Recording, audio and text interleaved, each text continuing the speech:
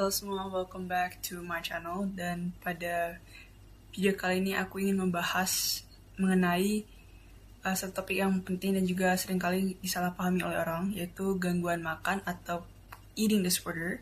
Jadi mungkin banyak dari kita udah pernah mendengar istilah ini, tapi apa sih sebenarnya gangguan makan itu?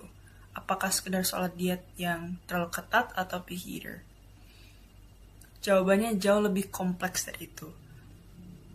Gangguan makan adalah kondisi kesehatan mental yang serius, di mana seseorang memiliki hubungan yang tidak sehat dengan makanan, berat badan, dan citra tubuhnya. Ini bukan pilihan gaya hidup, tapi penyakit yang membutuhkan pemahaman dan penanganan yang tepat. Di video kali ini, kita akan mencoba menyelami tentang gangguan makan, tapi dari sudut pandang yang unik. Kita akan menggunakan salah satu kacamata paling klasik dalam dunia psikologi, yaitu psikoanalisa dari Sigmund Freud.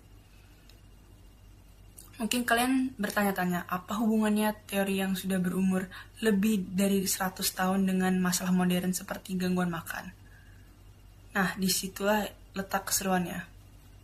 Kita akan mencoba menganalisa sebuah studi kasus gangguan makan menggunakan 4 pendekatan kunci dari teori Freud. Ini akan membantu kita melihat bagaimana pengalaman masa lalu, konflik bawah sadar, dan mekanisme pertahanan diri bisa berkontribusi pada munculnya gangguan ini. Pertama-tama, mari kita pahami dulu apa itu gangguan makan. Secara definisi, gangguan makan ditandai oleh gangguan berat pada perilaku makan dan kekhawatiran ekstrim tentang berat atau bentuk badan. Beberapa yang paling umum kita dengar adalah anoreksia nervosa, di mana seseorang sangat membatasi asupan makanan karena takut berat badannya naik, meskipun sudah sangat kurus. Lalu ada bulimia nervosa, yang ditandai dengan siklus makan berlebihan secara tidak terkendali, diikuti dengan upaya untuk mengeluarkan makanan tersebut, misalnya dengan memuntahkan atau menggunakan pencahar. Ada juga yang namanya binge eating disorder, di mana seseorang sering makan dalam jumlah sangat besar tanpa bisa berhenti, tapi tidak diikuti dengan perilaku kompensasi seperti pada bulimia.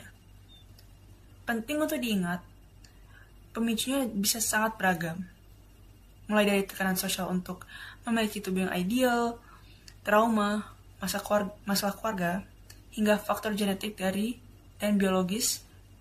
Gangguan makan seringkali berjalan beriring dengan kondisi lain seperti depresi, kecemasan, atau gangguan obsesif kompulsif. Dan ini bukan sekedar tentang makanan saja, tapi seringkali merupakan cara seseorang untuk mengatasi rasa sakit, emosional atau perasaan tidak punya kendali dalam hidupnya. Makanan dan berat badan menjadi satu-satunya hal yang mereka rasa bisa kontrol. Sekarang, mari kita masuk ke bagian analisanya menggunakan pendekatan psikoanalisa Freud. Kita akan menggunakan sebuah studi kasus fiktif untuk mempermudah. Bayangkan ada perempuan muda bernama Anna yang didiagnosa dengan menderita anoreksia nervosa. Dia sangat cerdas, perfeksionis, dan berasal dari keluarga yang menuntut kesempurnaan. Mari kita bedah kasus Anna dengan 4 pendekatan Freud. Pendekatan pertama adalah pendekatan topografis yang membagi pikiran menjadi 3 level: sadar, prasadar, dan tidak sadar. Pada level sadar, Anna tahu dia sengaja tidak makan dan terobsesi dengan kalori. Dia sadar akan tindakannya, namun di level tidak sadar, mungkin ada alasan yang jauh lebih dalam. Mungkin penolakannya terhadap makanan adalah simbol dari penolakannya terhadap tuntutan keluarganya yang terasa mencekik. Rasa lapar yang ia tahan bisa jadi merupakan cara bawah sadarnya untuk merasakan kendali, sesuatu yang tidak pernah ia rasakan saat mencoba memenuhi ekspektasi orang tuanya yang begitu tinggi. Konflik ini tersembunyi, tapi memanifestasikan dirinya dalam perilaku makannya yang ekstrim. Pendekatan kedua adalah pendekatan struktural yang terkenal dengan konsep id, ego, dan superego. Id adalah dorongan primitif kita dalam hal ini. adalah dorongan alami untuk makan saat lapar. Superego adalah suara moral internal kita yang terbentuk dari aturan orang tua dan masyarakat. Pada kasus Ana, superego mungkin menjadi sangat kuat dan menghakimi. Superego ini menanamkan gagasan bahwa kurus itu baik dan gemuk itu buruk.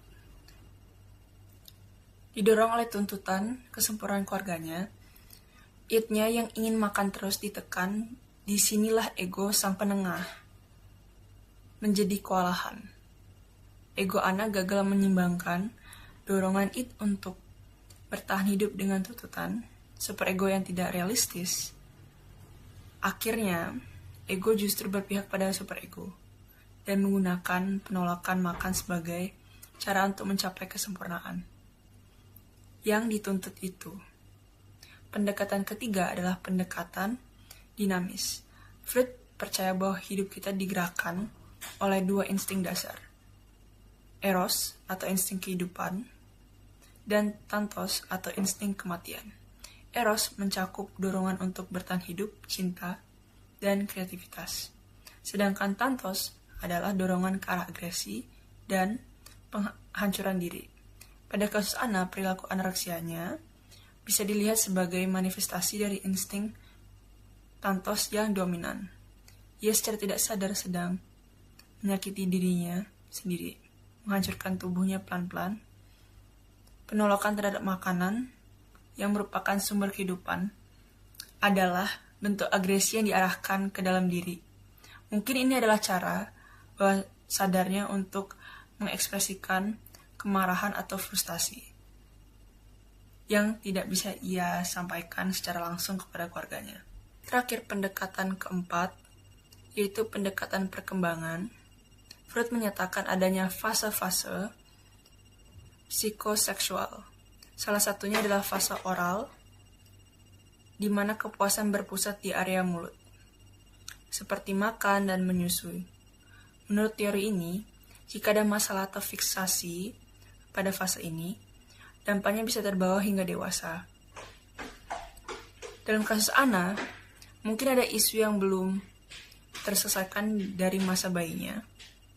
Misalnya ia mungkin mengalami proses penyapihan yang terlalu cepat atau traumatis, atau mungkin ibunya bersikap dingin dan tidak responsif saat memberikannya makanan. Pengalaman ini bisa menciptakan hubungan yang bermasalah dengan makanan dan figur keibuan. Penolakannya untuk makan saat dewasa bisa menjadi pengulangan simbolis dari penolakannya terhadap pengasuhan yang ia rasakan kurang pada masa kecilnya. Setelah kita membandingkan 4 pendekatan ini, kita bisa lihat bahwa semuanya memberikan perspektif yang berbeda, namun saling melengkapi. Pendekatan topografis menyoroti konflik tersembunyi, pendekatan struktural menjelaskan perang internal antara id, ego, dan superego. Pendekatan dinamis melihatnya sebagai pertarungan antara insting hidup dan mati, dan pendekatan perkembangan melacak akarnya hingga pengalaman masa awal anak-anak. Tidak ada satupun yang paling benar, tetapi bersama-sama mereka melukiskan gambaran yang lebih kaya tentang kompleksitas psikologis. Di balik gangguan makan Ana, tentu saja teori Freud ini mempunyai kekuatan dan kelemahan. Kekuatannya, teori ini mendorong kita untuk melihat lebih jauh dari sekedar gejala. Psikoanalisa mengingatkan kita bahwa ada dunia bawah sadar yang kaya dan pengalaman masa lalu yang sangat mempengaruhi kita saat ini. Pendekatan ini membantu memahami mengapa di balik perilaku yang tampaknya tidak rasional, dan ini membuka pintu untuk terapi yang mendalam yang tidak hanya mengobati gejala tapi juga mencari akar masalahnya. Namun, kelemahannya juga cukup signifikan. Banyak konsep Freud, seperti fase psikoseksual atau insting kematian, sulit dibuktikan secara ilmiah. Teorinya sangat subjektif dan bergantung pada interpretasi terapis. Selain itu, psikoanalisa sering dianggap terlalu fokus pada masa lalu, terutama masa kecil, dan terkadang kurang memberikan solusi praktis untuk masalah yang sedang dihadapi pasien saat ini. Pendekatan ini juga sering dikritik karena terlalu deterministik, seolah-olah kita adalah korban dari masa lalu kita tanpa punya banyak kebebasan untuk berubah.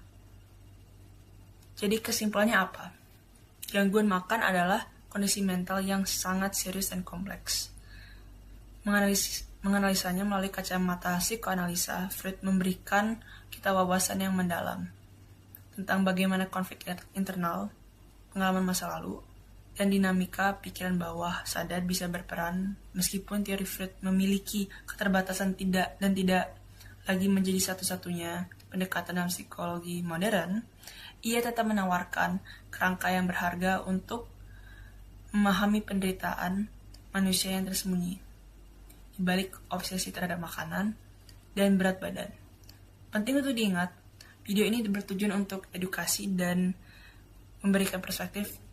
Dan jika kamu atau seorang yang kamu kenal sedang berjuang dengan gangguan makan ataupun eating disorder, sangat penting untuk mencari bantuan professional help dari psikolog atau psikiater ataupun ahli gizi. Thank you guys untuk mendengarkan. Sekian dari saya. Bye-bye.